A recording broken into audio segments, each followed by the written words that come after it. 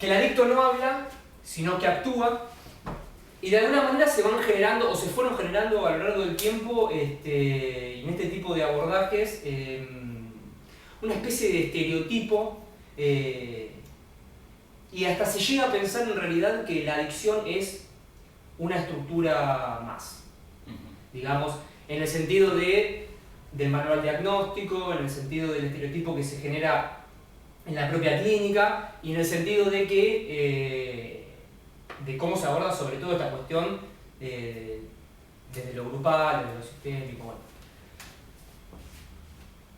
Me parece que acá hay una cuestión que implica qué quiere decir hablar. Porque hablar no es lo mismo para el psicoanálisis que para la psicología. Me parece que en ese sentido hay una gran diferencia y que lo podemos ir distinguiendo incluso desde la escucha. Decíamos, pero vamos a ir por parte porque es complejo y vamos a ir haciendo algunos puntos porque da para mucho. Hablábamos, lo voy a poner con otro color. Hablábamos de esclavitud. Y acá puse entre paréntesis una dialéctica. Esto, si se quiere, podríamos hacer un paralelismo con la famosa dialéctica del amo y del esclavo en Hegel. Pero incluso Lacan corta con esta cuestión porque en realidad esta cuestión estaría más de este lado. Estaría más de este lado porque deberíamos entonces suponer que el sujeto tiene un saber, que el sujeto tiene un deseo, y que de alguna manera esto es absoluto y es universal. Y esto sabemos que desde la clínica, o por lo menos desde Lacan, esto no es así.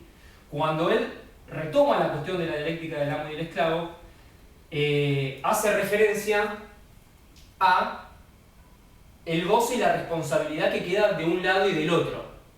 Y es dialéctico justamente porque es una interacción que se da entre dos elementos y que va y que viene todo el tiempo.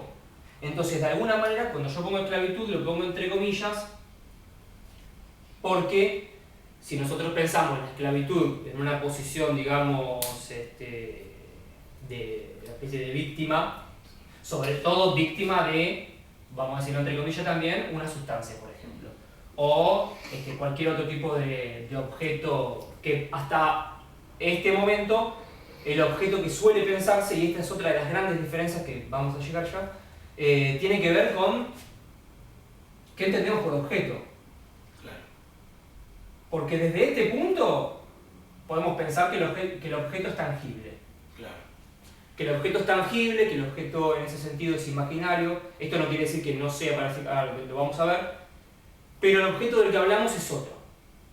Sobre todo el que se instala en la clínica y el que se posiciona desde el fantasma. Pero vamos por partes. Decíamos entonces esclavitud. Esclavitud en el sentido de un goce que aparece. Esto en realidad de alguna manera rompe con todo lo que se quiera pensar sobre el principio del placer, sobre la tendencia a la armonía, que esto lo vimos también otra vez en el tema del banquete, todo lo que tenga que ver con el alivio de tensiones, todo eso no existe. Es decir, justamente se trabaja con algo que rompe, que fracasa con ese principio, con el principio homeostático planteado en algún momento por Freud. Esto después cambia porque aparece el tema de la pulsión de muerte y se da cuenta de que de alguna manera hay algo que excede a lo establecido, por así decirlo. Entonces, cuando decimos, estaría bueno ir definiendo algunas cuestiones, porque hablamos de goce y hablamos de adicción como falta de palabra. Entonces, existe, la verdad que no sé en realidad, pensaba esto hoy y no sé en realidad de dónde sacan estas cosas de que el adicto no habla, de que hay algo que no puede poner en palabras y por eso lo lleva a la acción. Entonces, de alguna manera pensaba la palabra actuar Por eso acá dice que quiere decir actuar. Y se me ocurrieron dos cosas con respecto a esto, que en realidad esto en realidad debería estar en el medio porque también tiene que ver con lo que nos compete a nosotros en la clínica y tiene que ver fundamentalmente con el pasaje al acto y el actinado. Esto dejando por ahora por fuera el tema de lo que entendemos por acto analítico, que es otra cosa. Acá en realidad lo que se piensa, por lo menos desde el lado de la psicología, es que actuar sería algo así como, bueno, que es una parte en realidad de todo el mismo discurso lenguajero de las adicciones, que tiene que ver, bueno, el adicto es un manipulador, el adicto es un mentiroso, bueno, el adicto es impulsivo, y ahí viene la cuestión del actuar. Como no puede hablar lo que le pasa, como no habla, actúa. Entonces, ¿qué hace? Va y se droga, por ejemplo. O va y juega y una ficha de casino. Con respecto a las diferencias que marcaste en el habla para el psicoanálisis o la psicoterapia, en el estereotipo de la mentira también, ¿no? Porque, digamos, si bien sabemos que para el psicoanálisis, en la misma mentira esa se encubre una verdad. Exactamente, sí. Y una verdad que es ficcional. Que es ficcional, sí. Y, disculpame. No, pero está bien lo que decís, porque, de hecho, en este tipo de abordajes, por eso puse acá, que ahora recién lo veo, por eso puse acá el signo de que no existe. Si quieren lo podemos por fuera. poner.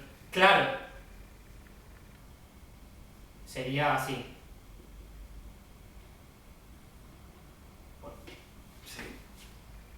Que no existe, digo, porque esto en la clínica, con el paciente, no tiene ninguna importancia. Exactamente. A ver, ¿qué quiero decir? La realidad, adelantándome un poco, pero para ir introduciéndolo, es como de alguna manera el gran meollo de la cuestión, porque, digo, son formas totalmente diferentes de entender la pregunta freudiana que implica qué quiere decir la realidad. Claro. Entonces, ¿cuál es el hecho? No importa. En definitiva, si lo que el sujeto... A ver, esto igual lo voy a decir entre comillas, ahora voy a hacer un paréntesis, pero digo, no importa en definitiva cuál es el objeto tangible, especular de la cuestión. Lo que importa es, de alguna manera, el significante que representa a ese sujeto en ese momento en transferencia y con la figura del analista. Por fuera de eso, esto no existe. Por fuera del dispositivo no hay nada, no podemos hablar de nada de todo esto. Y la verdad, como decías vos, pues esto se escucha mucho de que el adicto es un mentiroso. En realidad no sé de dónde sacaron eso, porque, a ver, la cuestión de la mentira, voy a borrarlo un poco, ¿eh?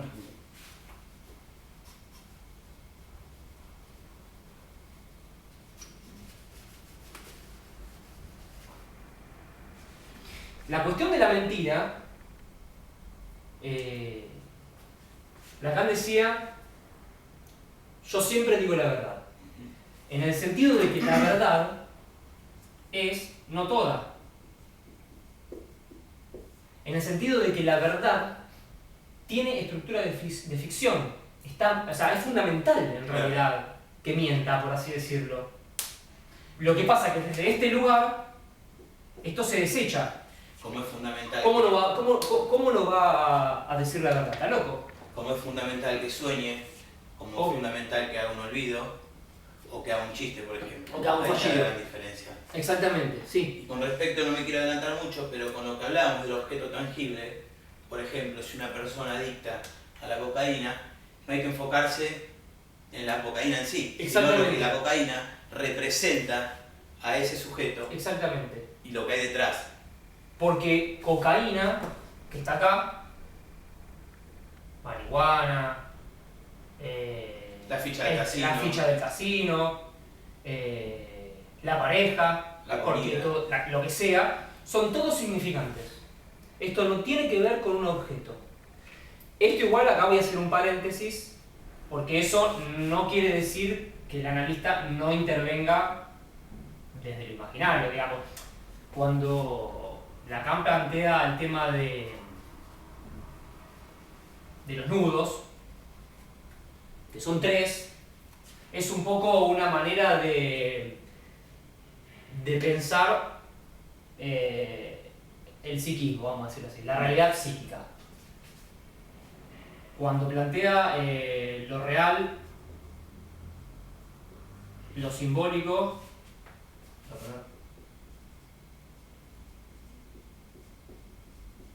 y lo imaginario, la característica fundamental que tiene el nudo, acá ponemos el objeto, es que si yo desanudo si yo quito uno de los registros, los otros 2 se caen. O sea, es decir, está hecho así a propósito porque lo que anuda justamente es esto. Después aparece igualmente el cuarto nudo que tiene que ver con el síntoma, pero bueno, eso lo vemos en otro momento, porque de alguna manera anuda justamente. Pero esto no quiere decir que el analista no intervenga también desde lo imaginario. ¿Qué quiero decir con imaginario? A ver, porque la realidad está compuesta de todo esto. Como decíamos recién, con el tema de la mentira, el yo es... Los objetos del yo son todos imaginarios. Sí, y es ficcional, es totalmente ficcional.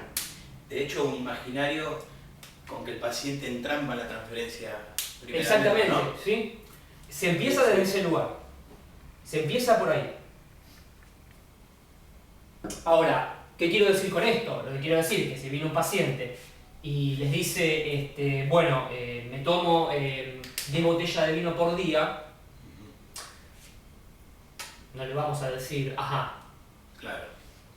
Esto para romper también un poco, pensándolo así. Con el mito lacaniano de que el analista no habla. De que el analista no habla, de que el analista tiene que estar mudo y de que ante cualquier cosa que se presente en el consultorio, el analista responde con un silencio y una especie de muerto ahí. Claro, que no quiere decir que el silencio no sea una intervención en sí misma, pero muchas veces el analista también interviene desde la palabra.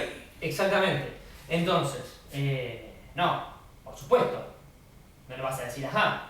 Si mirá, el día que vengas a la sesión, no vengas borracho porque es imposible trabajar. Claro. Eso no tiene que ver. En ese sentido, el objeto, digo, la fórmula está acá, es IA, en el sentido de que, ahora vamos a ver el tema del objeto, pero digo, es imaginario en el sentido que es especularizable, digo, que pasa al plano del espejo, que pasa al plano de lo virtual, y que está. Pero más allá de esta cuestión, la escucha pasa por otro lado. Entonces, de alguna manera, no entiendo la verdad qué quiere decir que el adicto no hable. Yo lo quiero volver a repetir porque esto es importante. Cuando Mati dice que la escucha pasa por otro lado, es que hay que prestar atención a esta escucha, ¿sí? A esta escucha.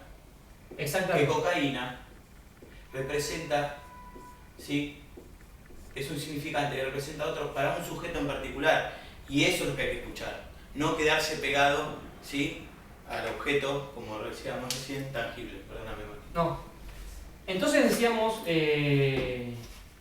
la cuestión del goce del otro. El tema del goce es un tema porque tenemos que bueno, vamos introduciendo un poco la lógica del significante, que Lacan lo toma de Saussure, de sus textos sobre lingüística.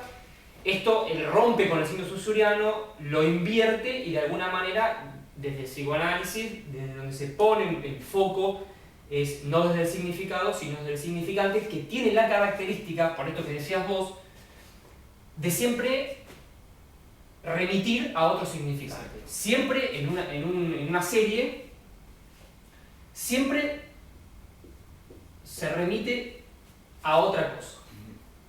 Entonces, el sujeto viene a aparecer un poco, vamos a decirlo así, en el medio, en el corte que se da, como lo ponías recién, de S1, lo que representa a este sujeto para otro significante. Para un S2, para un S3 y así. Pero bueno, Lo que viene a suceder un poco en las adicciones, y esto es importante decirlo, en realidad para romper un poco también con ese mito de que el adicto es una estructura más, por ejemplo. Las estructuras que manejamos en la clínica son 3: neurosis, psicosis y perversión. Que son estructuras que tienen que ver con el discurso. Esto es un poco para corrernos de lado con lo que tiene que ver también con el tema del diagnóstico, del DSM y toda esta cuestión. Nosotros no podemos decir que un neurótico obsesivo es alguien que se lava las manos 20 veces por día, o que está lleno de rituales, o que está enganchado con una catarata de pensamiento que... No. Las estructuras, que en realidad, si hilamos más fino, tenemos que decir que la estructura que nosotros pensamos es una.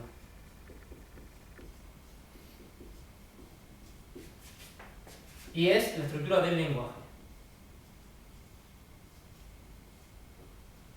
Es la única que existe.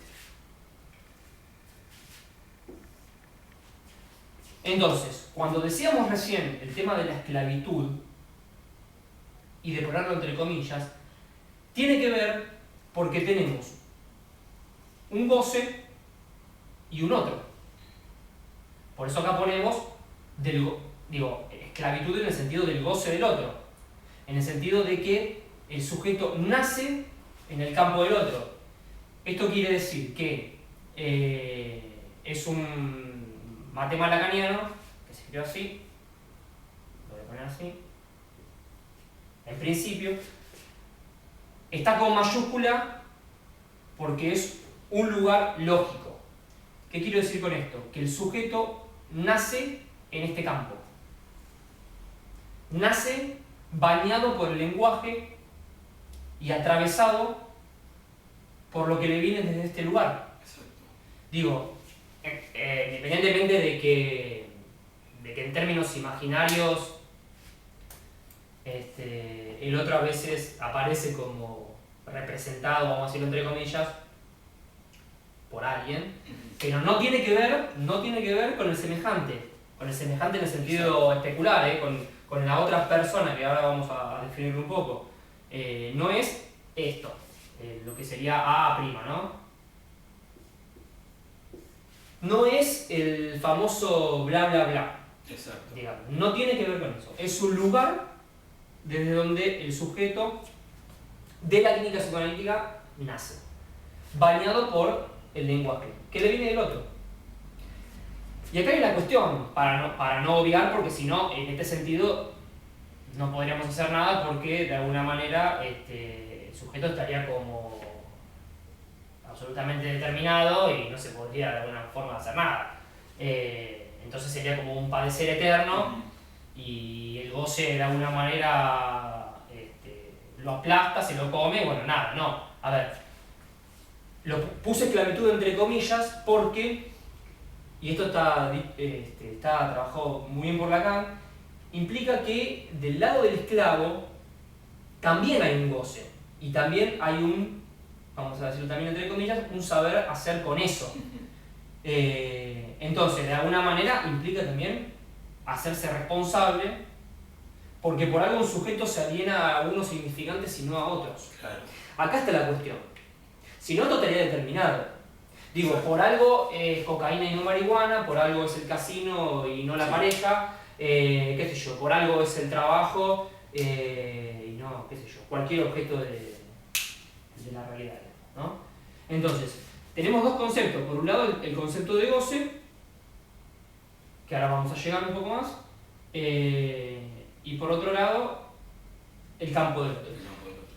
Que todos estos conceptos no tienen nada que ver con la propuesta psicoterapéutica y con el abordaje en otras áreas, digamos.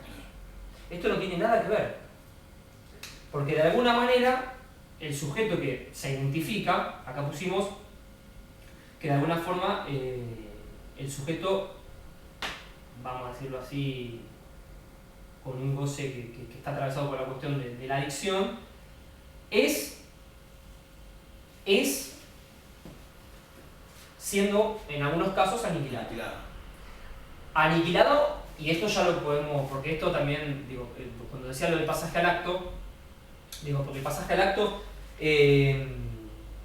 más allá de que haya un achacamiento, digamos, del fantasma, y el sujeto se dice que se hace objeto, que se arroja de la escena donde está montado, esto se puede escuchar, por ejemplo, con la sobredosis, pero el pasaje al acto, que es el pasaje, digamos, el acto logrado, el único acto logrado, en este sentido es, independientemente del fallido, que también Lacan dice que es un acto logrado, pero pensándolo así, es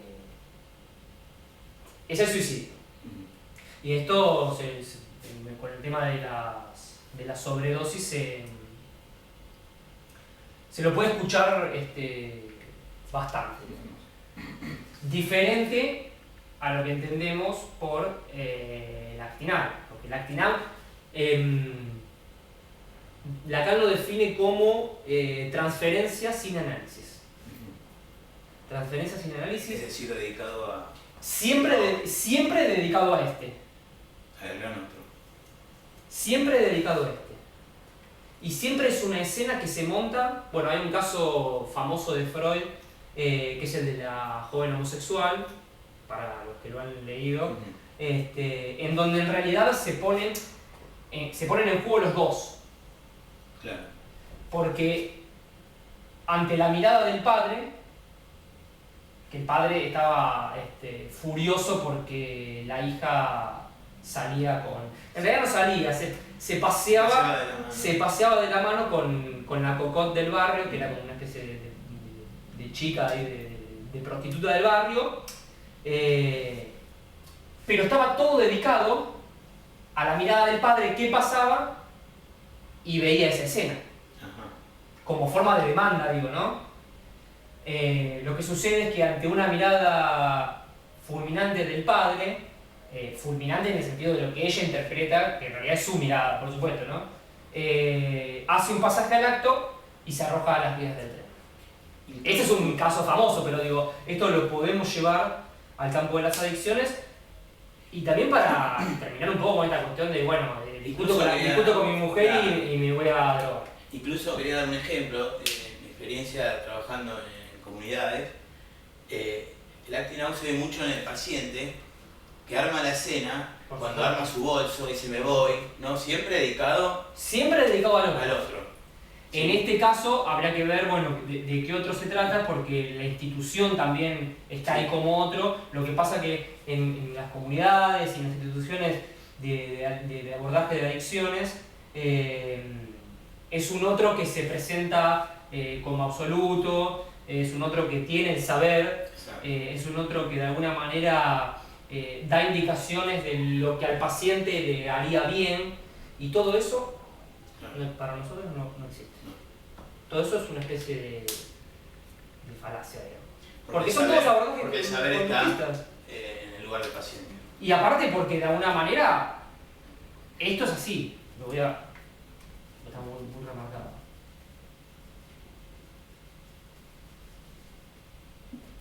Digo, esto ahora vamos a llegar acá, pero esto se presenta. A es por otro en mayúscula, que en francés la palabra empieza con A, ¿no? Pero digo, claro, esto se presenta así. Exacto. El saber está en falta. No existe. Y es lo que no soportaría. Esto es lo que el sujeto no se banca. Exacto. Y acá está el problema de la cuestión. Toda esta cuestión no está contemplada por ningún manual psicoterapéutico. Por ningún manual diagnóstico, ni por la psiquiatría, ni que menos por la medicina, porque digo, por las adicciones son abordadas en mucho lugar. Eso no quiere decir que ante una situación complicada, en el sentido de que haya un pasaje al acto o una sobredosis o lo que sea, por supuesto se interviene desde ese lugar. Seguro. Por supuesto. Pero digo, la escucha tiene que ver con otras cosas. Y es que es por eso que en la transferencia el analista es un sujeto supuesto Exactamente. supuesto de un saber, ¿sí? No en el caso como hablábamos recién, que acá hay un saber, hay una certeza sobre Sobre el bien del el otro. padecer o el bien del otro, Sí. ¿sí? Es decir, la institución o la gente que está interviniendo en ese momento sabe qué es lo que tiene que hacer, Exacto. tiene el manual, tiene la receta. Lo que pasa es que acá hay una gran paradoja porque justamente, por esto que vos decías recién, el paciente llega a la clínica o llega al consultorio buscando justamente eso, Claro. buscando ese saber, vamos a ponerlo así, sin la barra. Claro. Es eso lo que lo atrapa. Busca el discurso amo que le diga qué es lo que tiene que hacer para dejar de drogarse, para no tener que ir más al casino. También porque la diferencia radica acá, siempre. Es decir, citando ¿sí? a un analista, ¿qué sabe la psicoterapia, no? Nada. De lo fantasmático, ¿no? Creyéndose que el paciente huele, ¿sí? Con el olfato, escucha con su oído, y en verdad Eso es todo fantasma. es todo fantasma. Eso es todo fantasma. Perdóname, te seguí.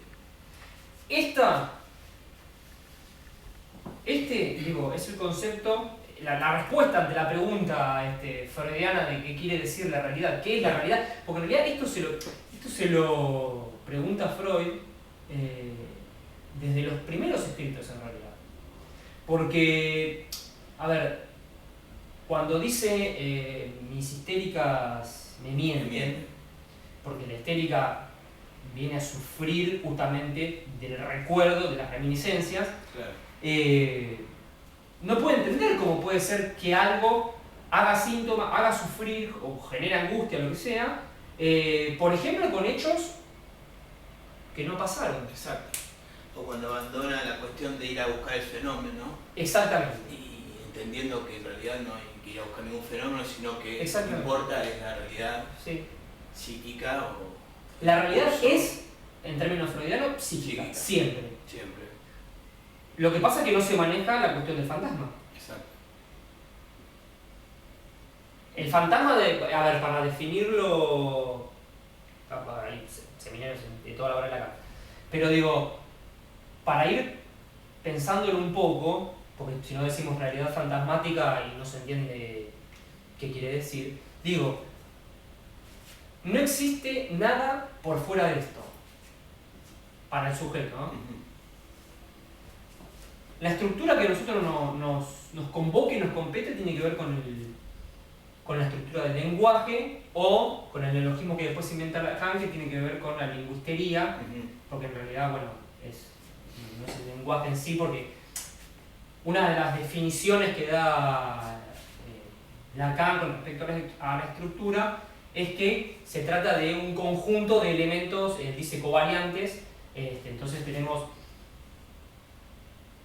un conjunto o un sistema, entonces hay montones de elementos, y lo que viene a suceder es que algo de acá falta, porque está perdido desde el vamos, claro, como lo ponemos acá. Y esto tiene que ver con el baño del lenguaje que, entre comillas, sufre el sujeto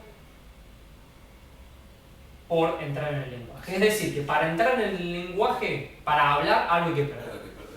Algo hay que perder indefectiblemente. Eso Lacan lo llama A, que no es el A que mencionábamos antes, sino que es el objeto. Es un objeto que a veces puede resultar confuso porque uno dice, bueno, un objeto puede ser, qué sé yo, un objeto, yo digo, es el borrador. claro. Pero no tiene que ver con eso, porque el objeto es una forma de nombrar, es una manera de nombrar la falta. Al principio es una forma de nombrar la falta. Después esto pasa a ser el objeto que de alguna forma causa, como lo ponemos acá, el deseo. Ahora bien, lo que sucede con las adicciones, que acá justamente se presenta el meollo de la cuestión, es que hay un tema muy ligado con la compulsión o la repetición, que en realidad la repetición es algo, por supuesto, es algo propio del sujeto, pero en las adicciones, por lo menos en términos, como decías vos antes, fenoménicos, hay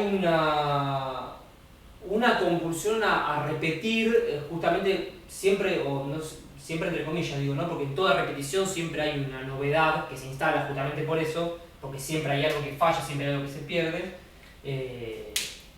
Y la pregunta es que en esa compulsión, en esa repetición que a veces se da tan insistentemente, así como hay algo que se pierde, también hay algo que se gana.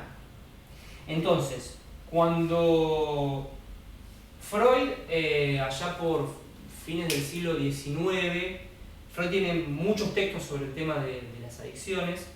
De hecho, en una de sus cartas a Fliess, tiene una ocurrencia y dice algo así como que en realidad la masturbación es la primera adicción, él lo llama la protomanía, y que después el resto de las adicciones que se pueden presentar en la vida de un sujeto son sustitutos de esta: el tabaco, el juego, cualquiera sea la escena.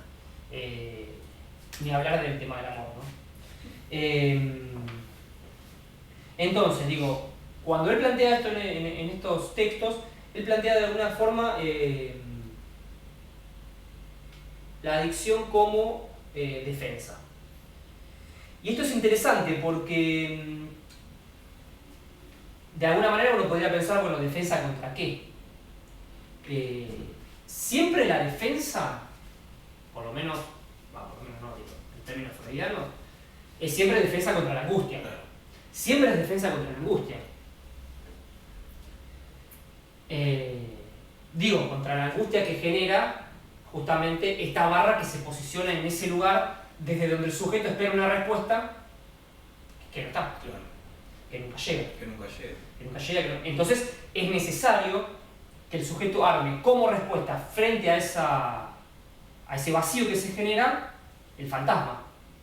El fantasma, de alguna manera, a ver, en esto uno puede hacer todo un recorrido, porque hay muchos términos lógicos, pero digo, no solamente tiene que ver con la forma de presentarse y la forma en que se escucha como ese sujeto está atravesado por el propio lenguaje, sino por las escenas míticas que se generan y desde esa forma se genera su propia historia.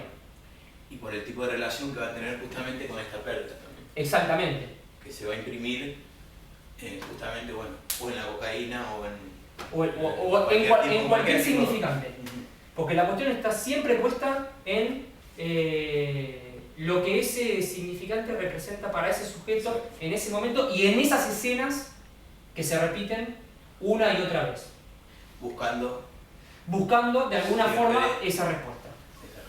O ese sentido a ¿qué quiere el otro? O pérdida primordial, por ejemplo. O pérdida primordial, sí. Entonces, claro. Entonces ahí, como va a decir Lacan en el seminario 11, digo, son dos procesos que se dan: el de alienación y el de separación. ¿A qué? A un significante. Siempre es a un significante. Siempre.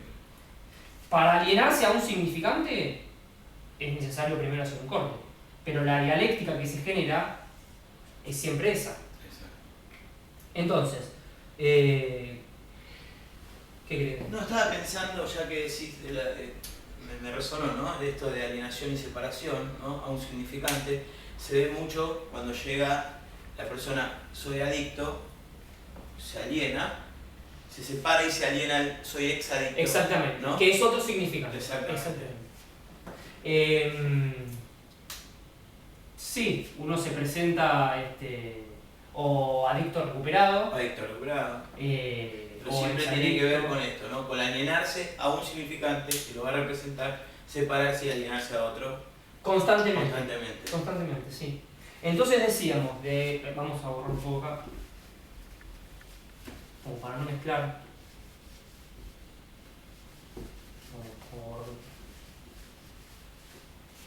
Para explicar un poco la cuestión que tiene, y cómo nace esta cuestión del lenguaje que decíamos recién, para subir un poco en el seminario 10, Lacan lo propone en lugar del otro. Acá está el falo. El falo que es simbólico porque es un significante.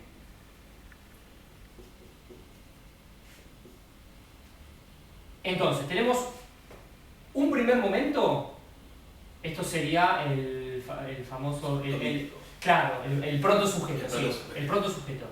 Entonces, esta escena es mítica. Y el goce que hay, el famoso paraíso perdido de Freud, es mítico. La J lo pongo porque esa frase también es goce, ¿no? Sí.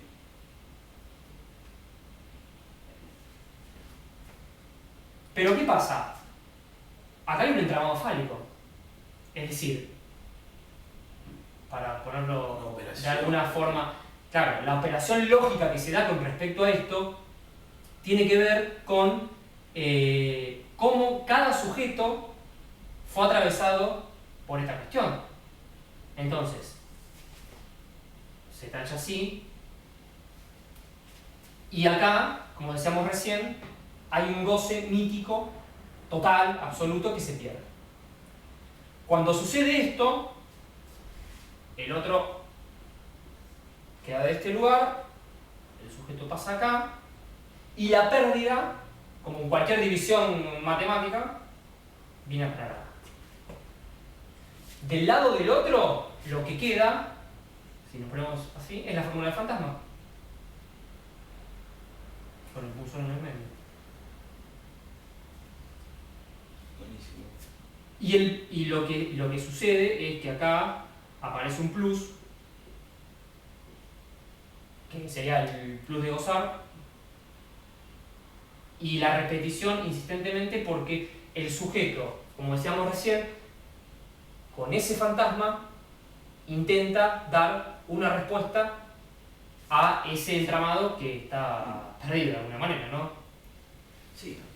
Siempre lo que falta, en definitiva, es un significante. En esta búsqueda constante. En esta búsqueda constante. Lo que a veces puede pasar en las adicciones es que cuando el goce se hace, como suele decirse, parasitario, en el sentido de que hay una insistencia muy grande y hay a veces incluso la muerte misma, ¿no? Sí. De todas maneras, siempre la compulsión a la repetición implica una muerte que podríamos decir que es simbólica, ¿no? Sí. Entonces, planteamos la cuestión recién del objeto, digo, porque esto para la psicología no, o para los abordajes psicoterapéuticos no existe. No tiene nada que ver. El objeto, el saber no existe. Y el objeto está en falta. Exactamente. O sea que acá en la clínica se nos presenta esto como real, y esto ya se le presenta a Freud, digo, pero esto aparece como un problema. Y esto en la obra de Lacan aparece como objeto, que está acá puesto, causa del deseo. Es decir, la operación que lleva que de alguna forma el deseo inicie su recorrido tiene que ver con esta falta que podríamos decir es primordial, ¿no? Básicamente no que funda la estructura. Exacto. Esto es importante. No hay, porque acá aparece el tema de la psicosis también, porque no hay, dice Lacan, estructura sin falta. Claro. Es mentira que en realidad en la psicosis aparece esto. Lo voy a sacar de la ecuación, pero es mentira que aparece así. Que aparece sin barra. Si no, por lo que estuvimos diciendo antes, Claro. el sujeto psicótico no podría hablar. Exactamente. Y No reprime, no habla, no nada, no hace fallido, no nada. Como habías dicho bien vos, la única estructura para nosotros era el lenguaje. Y la persona con psicosis está dentro del lenguaje. Exactamente. Y justamente lo que quería decir es que no se entiende esto porque para la psicoterapia el sujeto tiene un objeto. Exactamente, sí. Y en realidad para el psicoanálisis el objeto lo tiene. Lo tiene el sujeto, es tomado por esto. ¿Sí? En este tipo de abordajes, como decíamos recién, el sujeto tiene un deseo, es decir, se lo suele confundir con el anhelo. Quiere cosas, la droga, está bien que después esto en la clínica, en términos Sí, imaginarios, se puede presentar así, pero no tiene que ver con eso. se puede poner así, ¿no? Quiere un auto, ¿Sí? quiere, no sé, una casa, quiere la droga, como decías vos, siempre remitiendo Exactamente. a ese lugar de desconocimiento. La Que no quiere decir que famosa... esté mal, ojo. La famosa... No. No, está que, que no, Claro. no por una cuestión moral de bien o mal, Exactamente. sino porque busca todo el tiempo objetos que de alguna manera obturen esta cuestión. Lo importante es hacer condescender al sujeto de este lugar a Sí. la castración, que es lo que... Bueno, esto se da aquí abajo, que bueno, es el mismo gráfico, ¿no? El mismo grafo, pero digo, se trata de hacer un pasaje por este lado, de acá a acá, en el sentido de, vamos a decirlo así, pasar un poco de ese goce parasitario, de ese goce mortífero, a un deseo. Lo que pasa es que esto es vía angustia, siempre es vía angustia. Es imposible eso. Entonces, el objeto imaginario, tangible, adictógeno, como lo quieran llamar, si lo abordamos solamente suprimiendo, que encima hay que ver, porque digo, cuando el síntoma se instala de este lugar, a veces hay que tener cuidado con algunas intervenciones que yo a veces escucho que se hacen, porque siempre la política del límite, sobre todo, tiene que ver con sustraer este objeto. Claro.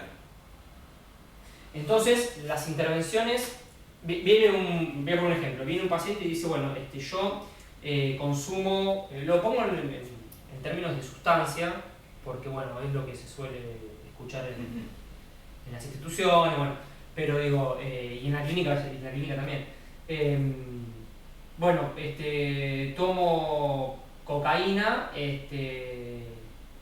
todos los miércoles a las 3 de la tarde. Entonces, claro, si no escuchamos cuáles son los significantes que a ese sujeto lo representan en ese discurso y el goce que se está generando ahí, esto es vía pregunta. Claro. Una de las intervenciones es, bueno, los miércoles a las 3 de la tarde te tenés que ir de tu casa, Claro. para no drogarte. Y el sujeto no está diciendo eso.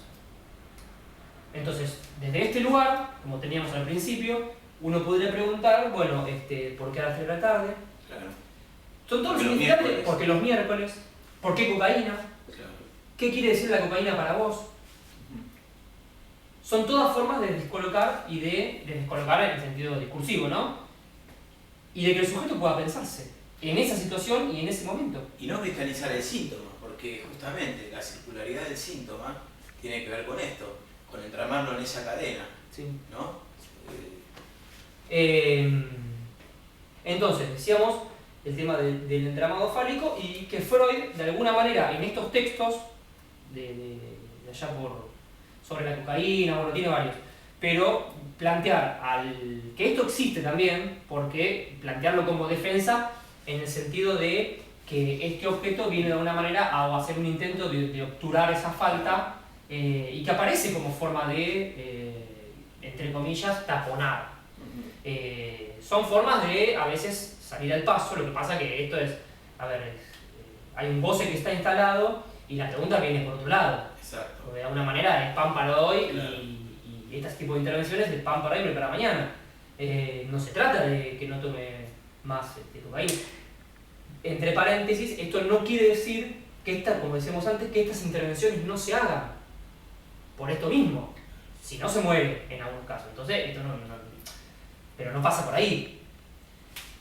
Lo que sucede después es que más allá de lo que evita en el sentido de la defensa, como decíamos antes, que tiene que ver con la angustia, es también la otra cara de la moneda, que es lo que eso satisface. Porque no aparece la pregunta a veces por ese lado. Porque si no, digamos, alguien sostiene a veces toda la vida una repetición similar, un consumo, por ejemplo, de alguna droga, siempre de forma sistemática, que encima sabe que lo está matando, que se está matando. Sí.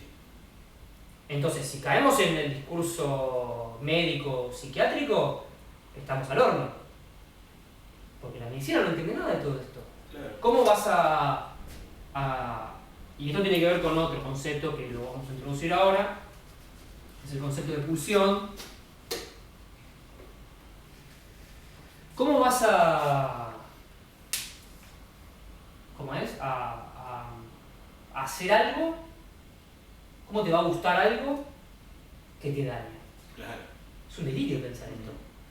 Entonces, lo que sucede en toda esta operación que mencionábamos antes es que justamente el agujero que queda genera un borde por donde pasa la pulsión.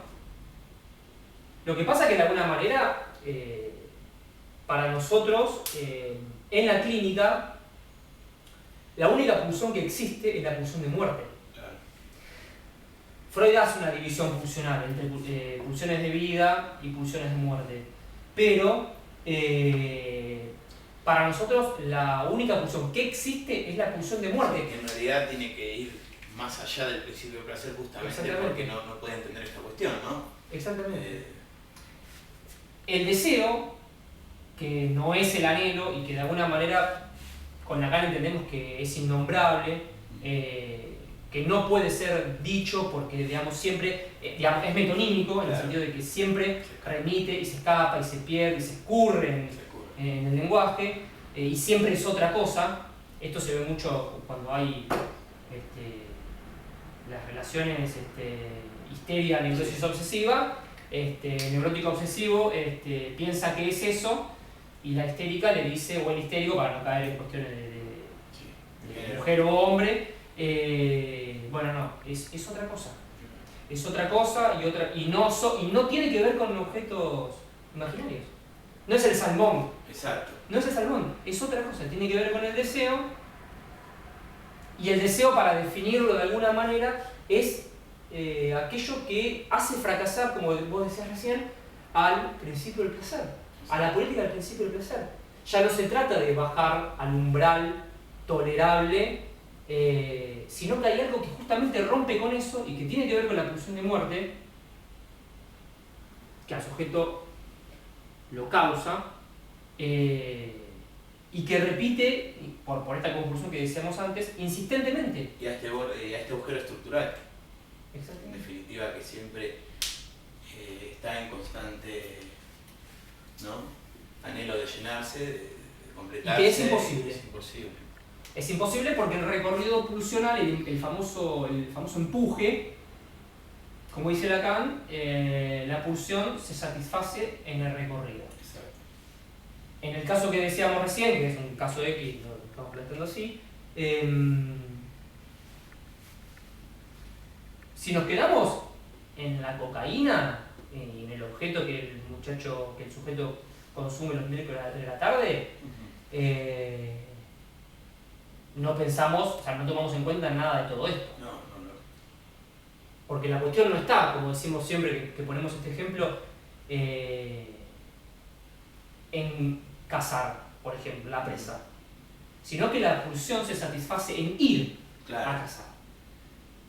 La pulsión se satisface, lo digo entre comillas, en el armado de toda la escena para consumir una droga, para ir al casino, para lo que sea, digo, cualquiera sea el objeto en este sentido. Y es la única pulsión que nos va a interesar en la clínica, que tiene que ver con la pulsión de muerte. Porque de alguna forma es lo que rompe con ese principio de placer, que en realidad, después esto retomado por Lacan, el principio del placer es el principio del displacer, en realidad. Porque, como lo planteamos antes, acá hay una pérdida primero. O sea, que primero es el displacer en todo caso. y después aparece el placer. Pero esto excede. Entonces, de alguna manera habría que ver, bueno, en cada caso, qué es lo que se satisface, pero siempre esto aparece, y esto también, como respuesta a la demanda del otro, de este otro.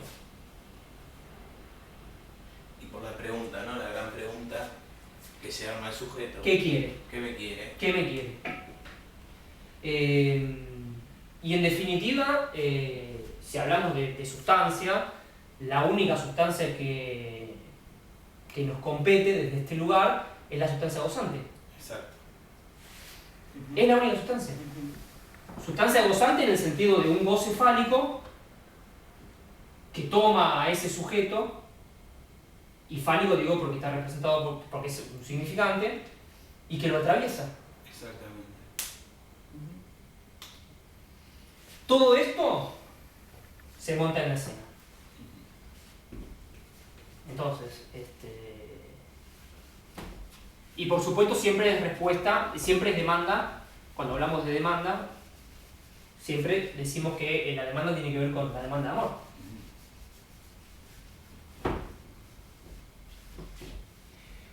Decir que la demanda es de amor es, por ejemplo, voy a dar un ejemplo de un nene que a la noche le pide un vaso de agua al padre.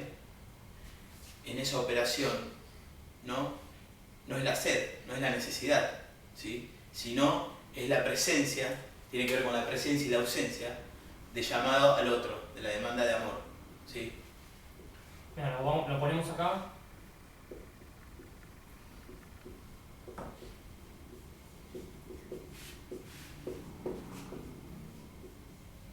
Lo pongo grande para que se vea. Si se ve, no sé. Sí, se ve. No sé si se ve. Necesidad, demanda y deseo. Más allá de, bueno, de que podemos hacer un seminario con esto, la diferencia está en que en esa pérdida primordial que decíamos antes, lo que se pierde es esto. No hay nada en el sujeto de la necesidad biológica, como vos decías recién en el ejemplo. Exacto. O cuando, Nada, no existe, está perdido. ¿No? Exactamente. Cuando el sujeto mítico, ¿sí?, de la necesidad se encuentra, ¿sí?, con lo que habíamos dicho, el lenguaje, el código, la necesidad ya Queda perdida. Queda perdida.